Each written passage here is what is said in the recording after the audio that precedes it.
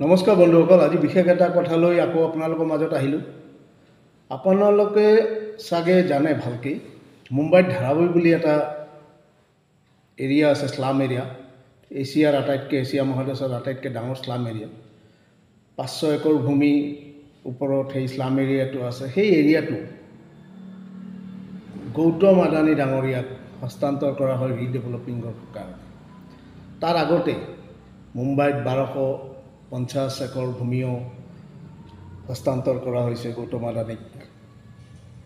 Recently আজি এসপ্তাহমান হ'ল ইকনমিক টাইমছ নামৰ পত্ৰিকা এটাত খবৰ আহিছে, সংবাদ মাধ্যমত খবৰ আহিছে যে মুম্বাইৰ গোৰেগাঁও ৱেষ্টত এটা এৰিয়া আছে মতিলাল নগৰ। সেই মতিলাল নগৰৰ 142 বিঘা একৰ ভূমি আকৌ আদানীক হস্তান্তৰ কৰা হ'ব ৰিডেভেলপমেণ্টৰ কাৰণে। ঠিক তদ্ৰুপ অসমতো বিভিন্ন সময়ে আমি সংবাদ মাধ্যমত পাই আছোঁ, অসমতো আদানীক ভূমি হস্তান্তৰ কৰা হৈ আছে। আপোনালোকে চাগে জানে, যোৱা কেইমাহমান আগতে আমেৰিকাৰ নিউয়ৰ্ক কোৰ্টত আদানীৰ বিৰুদ্ধে এটা গোচৰ ৰুজু হৈছে, য'ত কোৱা হৈছে যে তেওঁ আমেৰিকান ইনভেষ্টৰ্ছৰ পৰা 2,500 কোটি টকা লৈ সেই টকাটো বিভিন্ন মন্ত্ৰী আমোলা বিষয়াক দি তেওঁৰ বেপাৰ কৰিছে। এইটো তেওঁৰ ওপৰত এটা ডাঙৰ স্কেম। এইটো তেওঁৰ ওপৰত সেই বিষয়ত এটা গোচৰ ৰুজু কৰা হৈছে আৰু আমেৰিকা চৰকাৰে ভাৰত চৰকাৰকো বস্তুটো জাননী দিয়ে আৰু ভাৰত চৰকাৰক তাৰ ওপৰত ব্যৱস্থা ল'ব কয়। কিন্তু ভাৰত চৰকাৰৰ ব্যৱস্থা একোৱে নল'লে। তাৰ বিনিময়ত হয়তো বা আমি অপাৰেশ্যন সিন্দুৰক, য'ত আমি ইমান আগুৱাই গৈছিলোঁ, তাত আমি হয়তো নিজকে হাত দাঙি দিবলগীয়া হ'ল, মানে চাৰেণ্ডাৰ কৰিবলগীয়া হ'ল।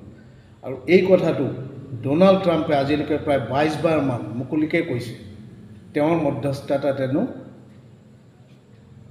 আমাৰ এই যুদ্ধবিৰতি হৈছে।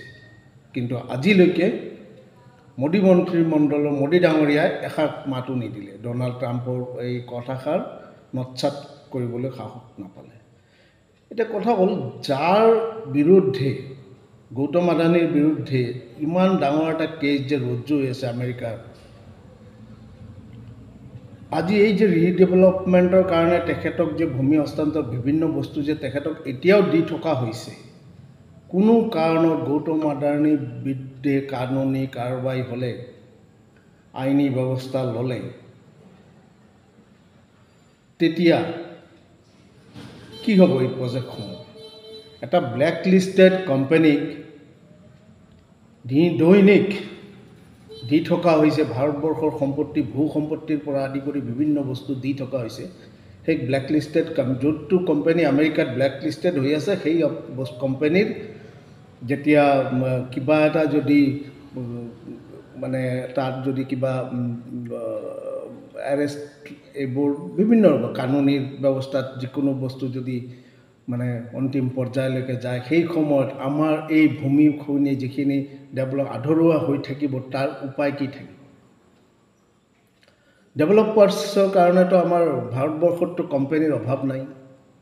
MR আছে, প্ৰেষ্টিজ আছে, L&T এটা ডাঙৰ কোম্পানী, L&Tও আছে। কিন্তু সকলোখিনি সেই একেটা কোম্পানীক কিয় দিয়া হৈ আছে, সেইটো এটা প্ৰশ্ন চিহ্ন তাত থাকিবলৈ। মই এই ভিডিঅ' যোগে ৰাইজক কথাখিনি অৱগত কৰিলোঁ।